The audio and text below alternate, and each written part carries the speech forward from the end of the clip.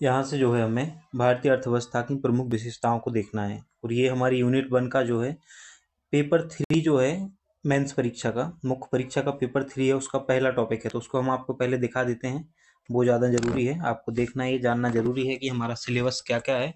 साथ ही हमने आपको पहली क्लास में ये बता दिया था कि आपको सिलेबस जो है वो अपने टेबल पर रख लेना है डाउनलोड करके, है ना। ये है यूनिट 1 पेपर 3 की मुख्य परीक्षा का जो पेपर 3 है उसकी यूनिट 1 है और उसमें आप ये पहला टॉपिक देख रहे होगे।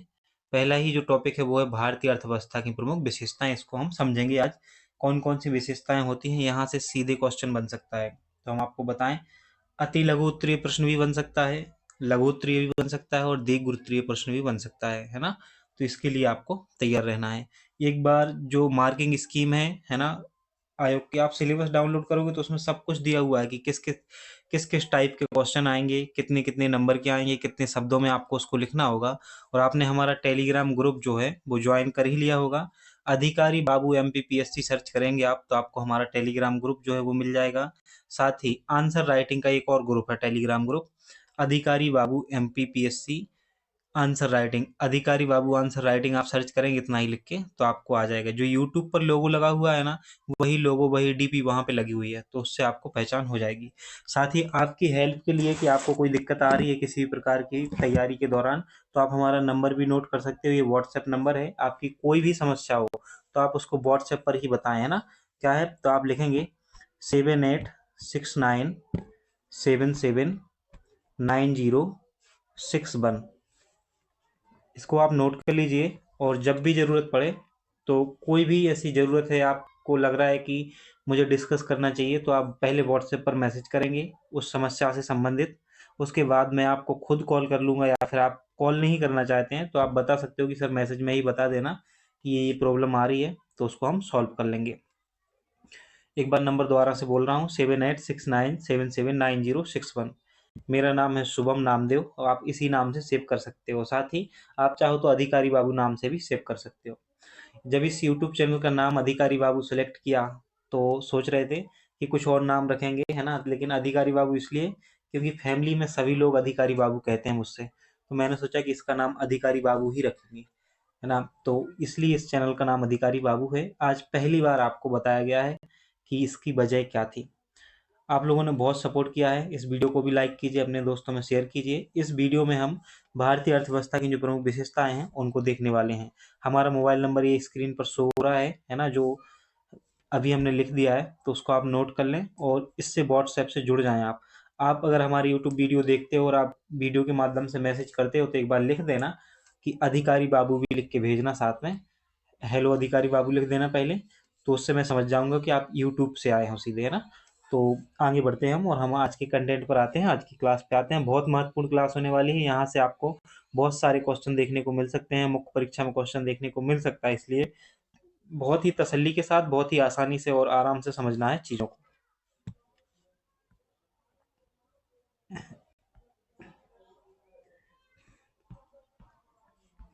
हम भारतीय अर्थव्यवस्था के क्षेत्रक देख चुके हैं, है ना, अर्थव्यवस्था देख चुके हैं, अर्थव्यवस्था के प्रकार, वर्गीकरण, ये सब देख चुके हैं। साथ ही अर्थशास्त्र के बारे में भी जान चुके हैं। अब हम बात करते हैं भारतीय अर्थव्यवस्था की प्रमुख विशेषताओं की। देखो क्या हुआ, स्वतंत्रता प्राप्ति के पश्चात नियोजित आर्थिक विकास की ओर हम बढ़े और हमने क्या किया कि धीरे धीरे सुधार करते गए चीज़ों में, है ना। बहुत सारी चीज़ें, पहले ऐसा कहा जाता था कि भारतीय अर्थव्यवस्था जो है वो प्रतिस्थापन की नीति को अपना रहे हैं, लेकिन हमने उसको भी तोड़ा और 1991 में जो है आर्थिक सुधारों को लागू किया। आज हम कहाँ पहुंच गए हैं, 2024 की वैश्विक GDP रिपोर्ट जो है उसमें भारत 5वें स्थान पर आता है, $3.7 ट्रिलियन जो है इकोनॉमी के साथ। तो भारतीय अर्थव्यवस्था कितनी बड़ी हो गई है, $3.7 ट्रिलियन। लेकिन ये उतनी भी बड़ी नहीं है। जो चाइना की अर्थव्यवस्था है वो 18 दशमलव कुछ ट्रिलियन की है, तो हमसे सोचो 6 गुना आगे हैं वो अभी।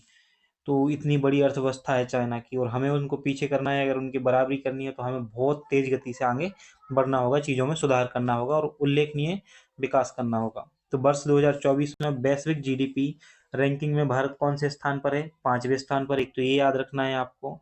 दूसरा, आपको आगे बढ़े हम तो अब हम विशेषताओं पे आते हैं।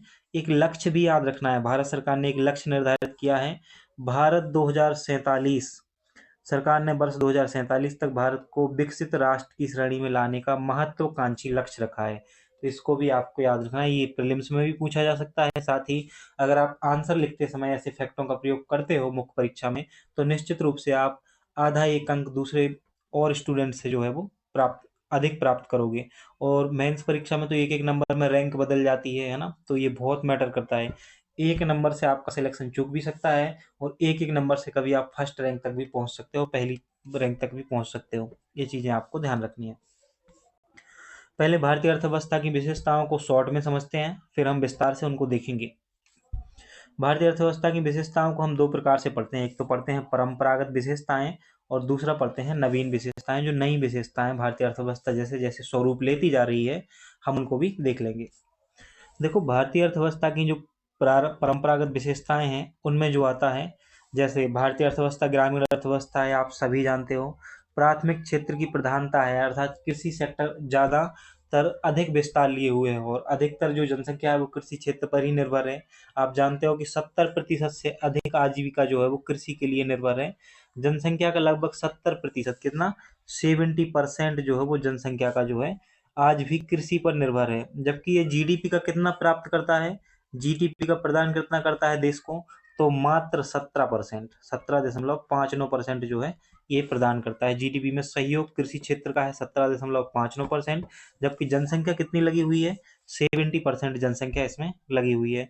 तो पहली विशेषता है परंपरागत क्षेत्र प्रधानता एवं पिछड़ापन, ये विशेषता है। दूसरी है ग्रामीण अर्थव्यवस्था। क्या है दूसरी विशेषता? ग्रामीण अर्थव्यवस्था जो है, भारतीय अर्थव्यवस्था कैसी है, ग्रामीण है। आज भी भारतीय लोग जो हैं वो 72% के आसपास लोग जो हैं वो ग्रामों में रहते हैं। माफ कीजिएगा, 72% लोग जो हैं वो आज भी गाँव में रहते हैं। तीसरी जो विशेषता है प्रति व्यक्ति आय कम होना। अमेरिका की प्रति व्यक्ति आय जो है वो राष्ट्रीय आय से अधिक है, आपको पता है। ये ऐसी चीजें ज्ञात होनी चाहिए आपको, तभी तो चीजों को पढ़ने में मजा आएगा। इकोनॉमिक्स पढ़ने में तभी मजा आता है जब कुछ कुछ चीजें व्यवहार में आप लाएंगे, है ना। तो प्रति व्यक्ति आय का कम होना, जिस देश की प्रति व्यक्ति आय कम होती है वो किस श्रेणी में आते हैं आप ये बताइएगा, क्योंकि पिछली क्लास में हमने इसे पढ़ा था। तो भारतीय अर्थव्यवस्था की परंपरागत विशेषताओं में एक विशेषता यह भी है कि इनकी भारत की जो है प्रति व्यक्ति आय कम है।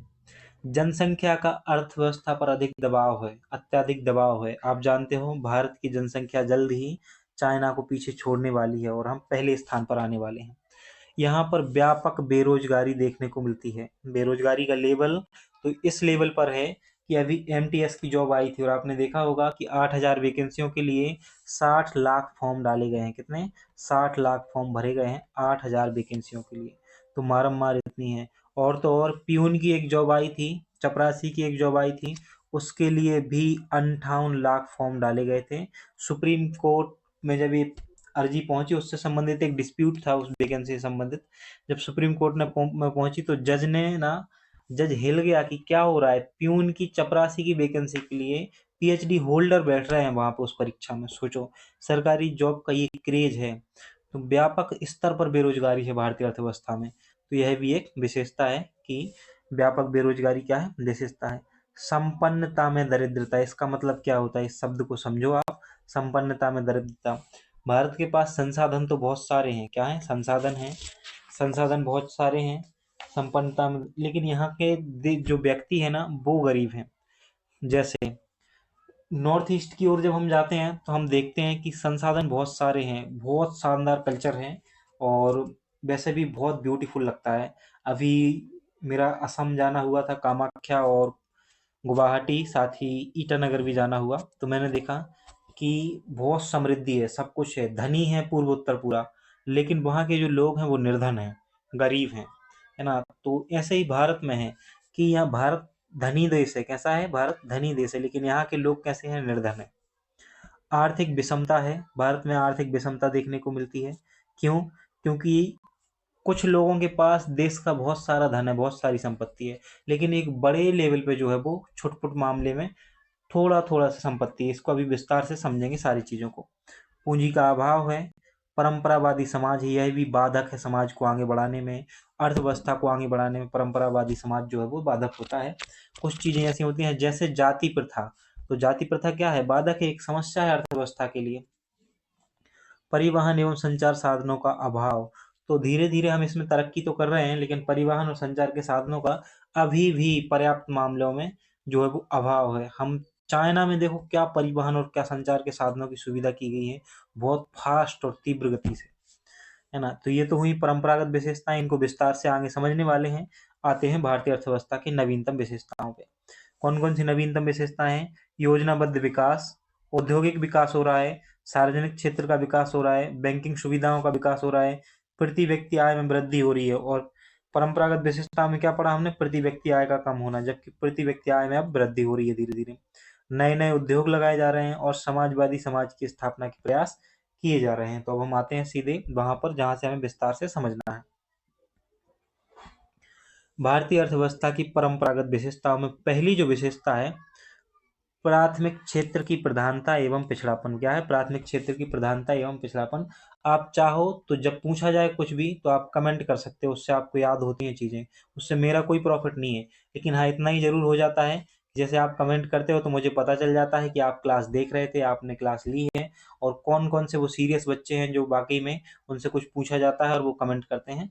कभी कभी तो ऐसा होता है हजारों बच्चे वीडियो देख लेते हैं, लेकिन जो प्रश्न पूछा गया है ना वीडियो में, उसके जवाब जो है वो एक ही से दो बच्चे ही देते हैं, दो तीन ही बच्चे देखते हैं। और आप ध्यान रखना, वो सिलेक्शन भी उन्हीं दो तीन बच्चों का ही होता है, क्योंकि आप सोचो कि अगर प्यून की जॉब के लिए 58 लाख फॉर्म डले हैं और 8,000 वैकेंसी थे, आपको क्या लगता है कि इन 8,000 में ये 58 लाख का सिलेक्शन हो जाएगा? नहीं होगा ना। तो ये वही 8,000 आते हैं जो सीरियस होकर चीजों को समझते हैं, हर एक क्लास को टाइम टू टाइम लेते हैं। तो वो बच्चे कमेंट जरूर कर दें जो टाइम टू टाइम क्लास को ज्वाइन करते हैं, पूरी क्लास देखते हैं। साथ ही अगर नोट्स बनाने की ज़रूरत हो तो आप नोट्स भी बना सकते हो, वरना आप 1 से 2 बार क्लास को देख लोगे ना, चीज़ें आपको याद हो जाएंगी। पहली विशेषता क्या है? प्राथमिक क्षेत्र की प्रधानता एवं पिछड़ापन। देखो, भारत की कुल जनसंख्या का लगभग जो है 70%, कितना? 70% आजीविका आज भी किस पर निर्भर है? कृषि पर निर्भर है। और जो कृषि क्षेत्र है वो देश के सकल घरेलू उत्पाद में मात्र 17.59% की भागीदारी करता है। तो देखो, आज भी भारत में एक कंडीशन है कि 70% आबादी अपनी आजीविका के लिए कृषि पर निर्भर है, और कुल कार्यशील जनसंख्या का 2/3 से अधिक व्यक्तियों को रोजगार कृषि से प्राप्त होता है। भारतीय कृषि विश्व के अन्य देशों की तुलना में अभी भी बहुत पिछड़ी हुई है। इसीलिए इस विशेषता को क्या कहा गया है? प्राथमिक क्षेत्र की प्रधानता और पिछड़ापन, क्योंकि वर्ल्ड में जो जिस लेवल पर कृषि जाके हो रही है, उससे हम आज भी बहुत ज्यादा पिछड़े हुए हैं। तो जब आप पहली विशेषता लिखोगे, प्राथमिक क्षेत्र एवं पिछड़ापन, तो आपको याद रखना है कि 70% जनसंख्या कृषि पर निर्भर है आज भी, है ना। और जीडीपी में कितना योगदान है कृषि सेक्टर का? 17.59%। ये आपको याद रखना है। थोड़ा सा डाटा यह भी याद रखना है कि द्वितीय क्षेत्र का कितना है जीडीपी में योगदान? तो 27.55%। कितना? 27.55%। और तृतीय क्षेत्र का है 55.86%। इसको हम इस डायग्राम से समझते हैं, थोड़ा सा आप देखेंगे। यहाँ लिखा है सेक्टर वाइज जीडीपी इन 2023-24 के अनुसार है। तो कृषि क्षेत्र का योगदान कितना है? 17.59%। कितना है? 17.59%। तो ये जो एरिया बना हुआ है ना, ये कृषि क्षेत्र का है। कुल जीडीपी में मात्र इतना सा ही, और जबकि जनसंख्या कितनी निर्भर है इस पे? 70% जनसंख्या इस पे निर्भर है। तो आप सोच पा रहे हो कि अर्थव्यवस्था की कंडीशन क्या बनी हुई है अभी भी। इसके बाद जो दूसरा सेक्टर आता है द्वितीयक क्षेत्रक, वो द्वितीयक क्षेत्रक है, आपको याद रखना है यहाँ से, ये है द्वितीयक क्षेत्रक। इसमें आता है mining, manufacturing, electric, gas, water, ये सब इसमें आता है। और इसका योगदान कितना है? 27.55। कितना? 27.55 इसका योगदान है। बाकी ये जो सेक्टर आप देख रहे हो, ये पूरा यहाँ से, ये है सेवा क्षेत्र का योगदान। किसका? सेवा क्षेत्र का योगदान किसमें? जीडीपी में। कितना योगदान है? 55.86%। 55.86% जो है वो योगदान है। और सबसे कम रोजगार, जो सबसे कम व्यक्ति जो है वो सेवा क्षेत्र में ही लगे हुए हैं, लेकिन जीडीपी में सबसे ज्यादा योगदान किसका है? सेवा क्षेत्र का ही है। ये चीजें आपको, आई होप कि आपको याद रहेंगी। जब भी आप आंसर राइटिंग करो, आप इस डायग्राम को जरूर बनाइएगा। क्या करिएगा? एक रफली ऐसा सर्कल बनाइएगा, है ना, और उसको ना अलग अलग भागों में बांट दीजिएगा। एक तो बना लेना है पूरा ऐसे आधे से अधिक का, और एक के भाग कर देने हैं ऐसे। तो इस प्रकार से आप आसानी से डायग्राम बना पाओगे। जब डायग्राम चीजों को आप दिखाते हो तो निश्चित रूप से आपको उसका जो है प्रॉफिट मिलता है परीक्षा में। परीक्षक क्या होता है, इम्प्रेस होता है ऐसी चीज़ों से, और आपने अच्छा बेहतरीन सा डायग्राम और बना दिया ना, तो निश्चित रूप से आपको इसका लाभ मिलेगा। आई होप की चीज़ें आपको समझ में आई होंगी। तो ये तो थी पहली विशेषता। कौन सी?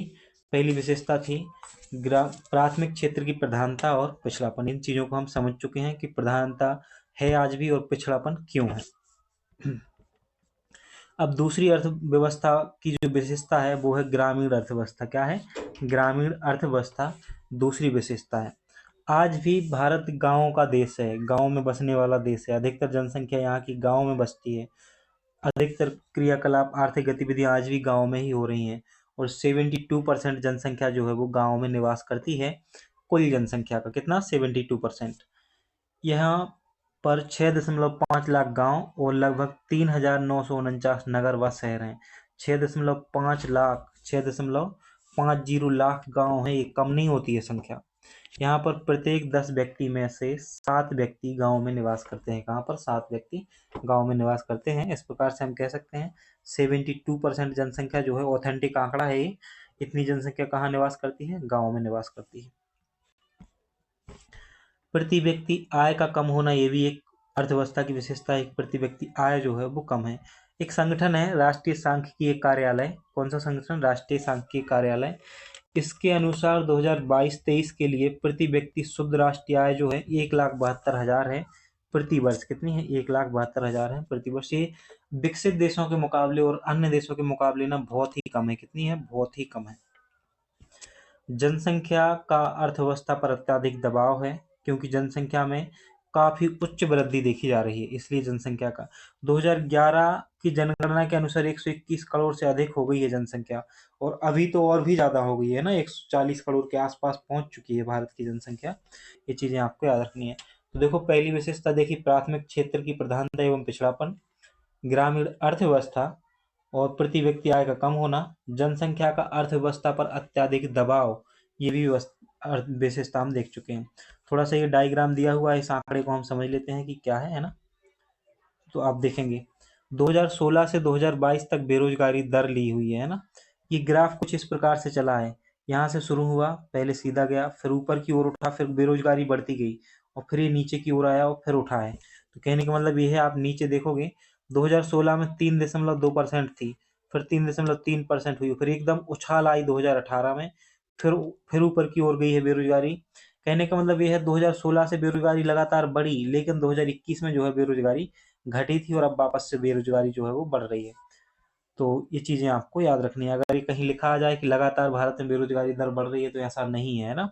बीच बीच में लगातार पहले बढ़ रही थी 2016 से, फिर 2021 में गिरी भी है नीचे की ओर, फिर 2022 में जो है ऊपर की ओर वापस से बढ़ रही है बेरोजगारी।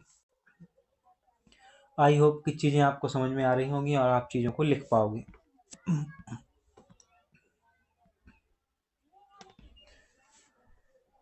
देखो, संयुक्त राष्ट्र डेटा के बलडोर मीटर विस्तार के आधार पर 1 अप्रैल 2024 तक भारत की जनसंख्या जो है 143 करोड़ हो गई है। कितनी हो गई है? 143 करोड़। ये बहुत बड़ा आंकड़ा होता है। अर्थव्यवस्था पर 143 करोड़ जनसंख्या का बोझ है, उसको पूरे को बोझ ढोना है, और बेरोजगारी चरम स्तर पर है। तो आप समझ पा रहे होगे कि हमारी भारतीय अर्थव्यवस्था पर कितना नकारात्मक प्रभाव पड़ रहा है जनसंख्या का। आप सोच रहे होगे जनसंख्या के लाभांश का हम फायदा क्यों नहीं उठा रहे हैं? तो फायदा इसलिए नहीं उठा पा रहे हैं क्योंकि नए नए उद्योग लगाने की जरूरत पड़ेगी, तभी तो उसका फायदा उठा पाएंगे, है ना। या फिर जहाँ जो हमारे यहाँ सबसे अच्छे सॉफ्टवेयर इंजीनियर होते हैं उनको बाहर भेजते हैं हम, तो वो जाके बाहर के ही हो जाते हैं, फिर अधिकतर ऐसा होता है, कुछ लौट के आते हैं, इसलिए योगदान कम है। एक और विशेषता है भारतीय अर्थव्यवस्था की, व्यापक बेरोजगारी, जिससे आप अभी सब जूझ रहे हो, है ना। आप लोग भी तो बेरोजगार हो, इसी में शामिल होते हो।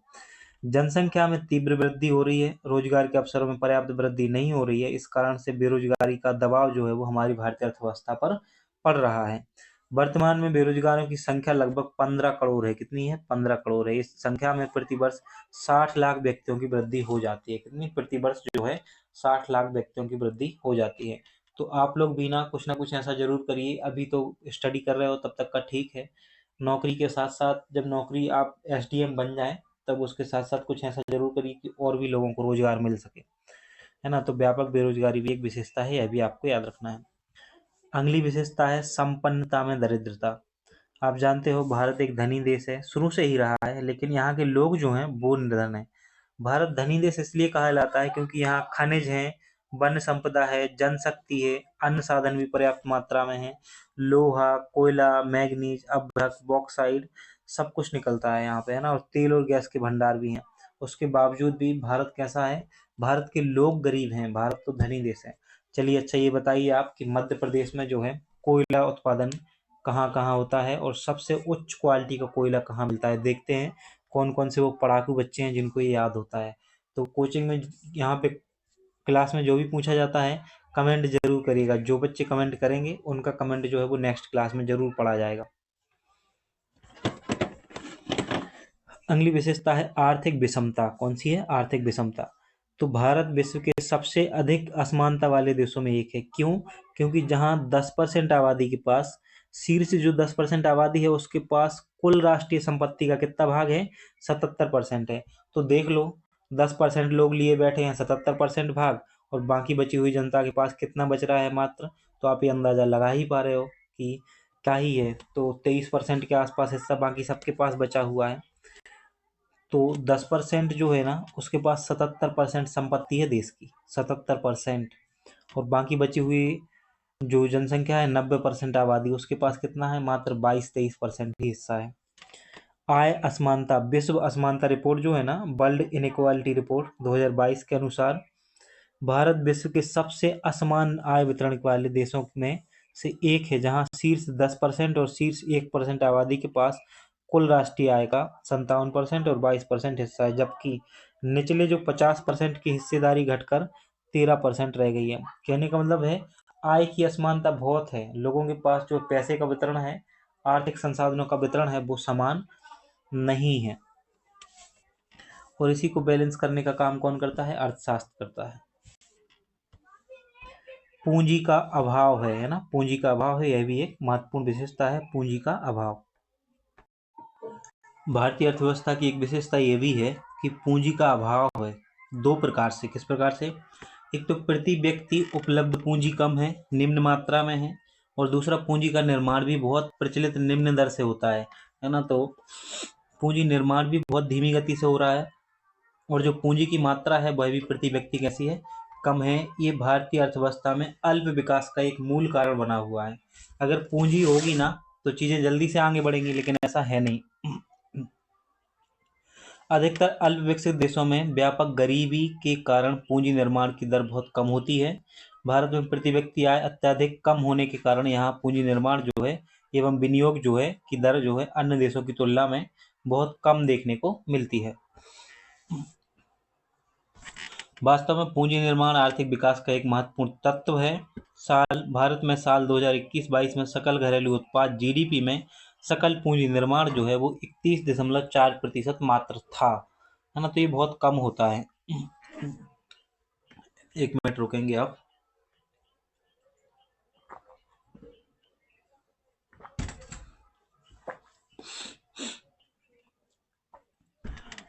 अगली जो विशेषता है परंपरावादी समाज।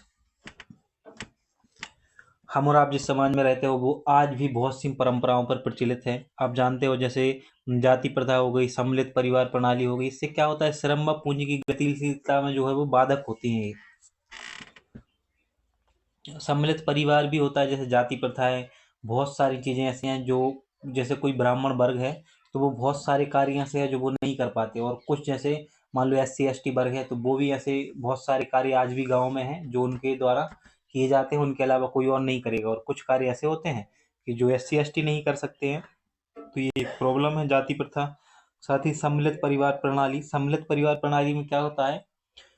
परिवार के कुछ व्यक्ति ही कुछ महत्वपूर्ण गतिविधियां करते हैं, बाकी और लोगों को जो है वो, जैसे महिलाएं हो गई, महिला वर्ग हो गया, उसको ना आर्थिक गतिविधियों में शामिल नहीं होने दिया जाता, उनको घर के कामों तक ही सीमित रखा जाता है। ऐसी स्थिति में श्रम एवं पूंजी की जो गतिशीलता है उसमें बाधकता उत्पन्न हो जाती है। प्रेरणा व साहस को निरुत्साहित किया गया है और आर्थिक पिछड़ेपन को स्थायित्व प्रदान किया है। भारत में सामाजिक प्रथाओं पर काफी अपव्यय होता है और जनता रूढ़िवादी भी होती है। तो कुछ सामाजिक प्रथाएं ऐसी हैं जिन पर पैसा भी बहुत खर्च होता है। लगातार गरीबी में पड़े रहने से आम जनता में अपनी स्थिति में सुधारने की इच्छा व शक्ति जो है वो क्षीण होती गई है और लोग भाग्यवादी हो गए हैं। तो ये भी परंपरा है, जो भाग्य में लिखा होगा वो कहाँ जाएगा, कहीं नहीं जाएगा। तो भारत के लोग कुछ कुछ वर्ग ऐसा भी सोचता है कि जो भाग्य में लिखा है वो कहाँ जाएगा। भाग्य के भरोसे मत बैठिए, है ना, पता नहीं भगवान आपके भरोसे बैठा हो। इसलिए मेहनत करो, पढ़ाई करो, आंसर राइटिंग करो, खूब सारे क्वेश्चन आंसर लिखो, तब जाके आपका सिलेक्शन होगा। अगली विशेषता है परिवहन एवं संचार साधनों का अभाव। कौन सा? परिवहन एवं संचार साधनों का अभाव। भारत में परिवहन संचार साधनों का अभी भी काफी अभाव है। जनसंख्या जिस लेवल से बढ़ रही है ना, जिस तीव्र गति से बढ़ रही है, उस तीव्र गति से जो संचार के साधन है और जो परिवहन के साधन है वो नहीं बढ़ रहे हैं। आज आप देख रहे होंगे कि जो रेलवे लाइन है, और भी रेलवे लाइन बिछाने की हमें क्यों जरूरत पड़ रही है? पहाड़ों को काटना पड़ रहा है, रेलवे लाइन को बिछाना पड़ रहा है, ताकि परिवहन को तीव्र किया जा सके। नई नई टेक्नोलॉजीज आ रही है, संचार की व्यवस्था को और भी अच्छा बनाया जा रहा है, धीरे धीरे सुधार आ रहा है चीज़ों में। तो ये तो थी कौन सी विशेषताएं? परंपरागत विशेषताएं। अब हम आते हैं भारतीय अर्थव्यवस्था की नवीन विशेषताओं पर। नवीन विशेषताओं में पहली जो विशेषता है योजनाबद्ध विकास। योजनाबद्ध यानी कि योजना को बद्ध करके, है ना, योजना, प्लान्ड डेवलपमेंट की ओर हम बढ़ रहे हैं। स्वतंत्रता प्राप्ति के तुरंत बाद जो है 1950-51 में नियोजित आर्थिक विकास की प्रक्रिया का शुभारंभ किया गया, है ना। हमने नियोजन को अपनाया, नियोजित आर्थिक विकास को अपनाया कब? 1950-51 में। अभी 12वीं पंचवर्षीय योजना पूरी हो चुकी है और इस योजना के माध्यम से सार्वजनिक उपक्रमों, लघु और उद्यम एमएसएमई जो हैं, इनकी स्थापना को क्या दिया गया था? बल दिया गया था। कृषि क्रांति, कृषि क्षेत्र में हरित क्रांति भी आई थी। कौन सी? हरित क्रांति भी आई थी और बहुत ही उत्पादन को हम बढ़ा चुके हैं आज। एक समय ऐसा था जब हमें गेहूं दूसरों से खरीदना पड़ता था, दूसरे देशों से, और आज हम दूसरे देशों को अपना गेहूं बेचते हैं। खनिज विकास हो गया, परिवहन विकास हो गया और समाज कल्याणकारी कार्य भी समान हुए हैं। ये भी विशेषता है कि योजनाबद्ध विकास जो है वो भारतीय अर्थव्यवस्था की नवीन विशेषताओं में है। औद्योगिक विकास हो रहा है भारत का। स्वतंत्रता प्राप्ति के जो दूसरी पंचवर्षीय योजना लागू की गई ना, उसने आधारभूत और पूंजीगत उद्योगों के विकास में तीव्र गति प्रदान की। आधारभूत संरचना का निर्माण किया, तकनीकी और प्रबंधकीय शिक्षा का भी विस्तार किया है और नियोजन काल औद्योगिक उत्पादन 3 गुना से अधिक बढ़ा है। नियोजन काल में जो है औद्योगिक उत्पादन 3 गुना से अधिक बढ़ा है। तो हम कह सकते हैं कि भारत में जो है औद्योगिक विकास लगातार हो रहा है। सार्वजनिक क्षेत्र का विकास हो रहा है। भारत में सार्वजनिक उद्योगों का निरंतर संख्या बढ़ रही है। वर्तमान में 365 सार्वजनिक क्षेत्र के उपक्रम हैं। भारत में सार्वजनिक क्षेत्र की 16 नवरत्न कंपनियां हैं। कितनी हैं? 16 नवरत्न कंपनियां हैं। इसके अंतर्गत खनन हो गया, धातु कर्म हो गए, विद्युत सामान हो गया, मशीनी उपकरण हो गए, रसायन, उर्वरक, वायुयान, रेलयान, परमाणु से संबंधित, है ना, जो भी हाइड्रोजन से संबंधित। और अभी तो बहुत सारे सेक्टर हैं जो यहाँ पे नहीं लिखे हुए हैं उतने, बहुत सारे सेक्टर आपको ध्यान रखने हैं। रेल हो गया, बीमा हो गया, वित्त हो गया, औद्योगिक क्षेत्र हो गए, इन सब में सरकार जो है वो पार्टिसिपेट किए हुए हैं और सार्वजनिक उपक्रमों का जो है वो विकास हो रहा है, आपको ध्यान रखना है। अच्छा, जो शेयर मार्केट को जानते हैं, समझते हैं थोड़ा सा, वो बताएं कि शेयर अगर आपके लिए लॉन्ग टर्म के लिए खरीदने हैं तो आपको पीएसयू यानी कि जो पब्लिक सेक्टर होते हैं ना, पब्लिक सेक्टर यूनिट होते हैं, उनमें पैसा लगाना सेव रहता है, या कोई जो पीएलटी होता है या एलटीडी होता है ना, एलटीडी समझ लो, एलटीडी, पी को छोड़ो अभी, है ना, एलटीडी है, उसमें एलटीडी कंपनी में पैसा लगाना ठीक होता है। अगली जो विशेषता है बैंकिंग सुविधाओं का विकास। भारत में बैंकिंग सुविधाओं का भी लगातार विकास जो है वो हो रहा है। भारत में बैंकिंग सुविधाओं का निरंतर विकास हो रहा है। सन 1969 में भारत में बैंकों का राष्ट्रीयकरण किया गया। व्यापारिक बैंकों की 8,262 शाखाएं भी बनाई गई। वर्तमान में 85,000 से ज़्यादा बैंक शाखाएं हैं भारत में और भारतीय बैंकिंग सिस्टम में 12 सार्वजनिक क्षेत्र के बैंक हैं, 12 निजी क्षेत्र के बैंक हैं और 44 विदेशी बैंक हैं, 56 ग्रामीण क्षेत्रीय बैंक हैं और 1485 सहकारी बैंक, शहरी सहकारी बैंक हैं और 96,000 ग्रामीण सहकारी बैंक हैं। ये आंकड़ा याद हो जाए तो अच्छी बात है, नहीं हो तो कोई ज़रूरत नहीं है याद करने की। प्रति व्यक्ति आय में वृद्धि। भारतीय अर्थव्यवस्था की एक विशेषता यह भी है कि प्रति व्यक्ति आय में वृद्धि हो रही है और परंपरागत विशेषताओं में हमने देखा कि प्रति व्यक्ति आय कैसी है? कम है। कम है तभी तो वृद्धि हो रही है। यहाँ प्रति व्यक्ति आय में निरंतर वृद्धि देखी जा रही है। 1993-94 में 7,698 रुपए थी और 2022-23 में कितनी हो गई है? 1,72,000। 1,72,000 ये मौजूदा कीमतों पर है। अगली विशेषता है नवीन उद्योगों की स्थापना। क्या हो रहा है? नवीन उद्योगों की स्थापना हो रही है। भारत में नियोजन के दौरान अनेक नवीन उद्योगों की स्थापना हुई। इस बात का प्रमाण देते हैं कि भारत एक विकासशील देश है। समाजवादी समाज की स्थापना के प्रयास किए जा रहे हैं। समाजवादी समाज कैसा होता है? जहां पर आर्थिक विषमता को जो है वो दूर करने के दृष्टिकोण से समाज का कल्याण किया जाता है, योजनाओं को लागू किया जाता है। तो समाजवादी समाज की स्थापना का उद्देश्य लेकर भी भारतीय अर्थव्यवस्था चल रही है। ये थी भारतीय अर्थव्यवस्था की प्रमुख विशेषताएं जिनको हमने आज समझा है। एक बार दोबारा से हम आपको वही विशेषताओं का चार्ट दिखा देते हैं ताकि आप आसानी से समझ पाएं चीज़ों को। देखो, सबसे पहले हमने परंपरागत विशेषताएं देखी, उसमें हमने प्राथमिक क्षेत्र की प्रधानता एवं आर्थिक पिछड़ापन देखा। दूसरी विशेषता देखी थी ग्रामीण अर्थव्यवस्था। तीसरी विशेषता देखी प्रति व्यक्ति आय का कम होना। चौथी विशेषता थी जनसंख्या का दबाव। पांचवी व्यापक बेरोजगारी है। संपन्नता में दरिद्रता है। आर्थिक विषमता है, कुछ लोगों के पास बहुत पैसा है, कुछ लोगों के पास कुछ भी नहीं है। पूंजी का अभाव है। परंपरावादी समाज है, जाति प्रथा चल रही है, बहुत सी चीजें हैं। सम्मिलित परिवार है जो कि पूंजी निर्माण में क्या है? बाधक है। परिवहन एवं संचार के साधनों का क्या है? अभाव है। उसके बाद हमने नवीन विशेषताओं को देखा और हमने इसमें जाना कि नवीन विशेषताओं में योजनाबद्ध विकास हो रहा है। औद्योगिक विकास भारतीय अर्थव्यवस्था की विशेषता है।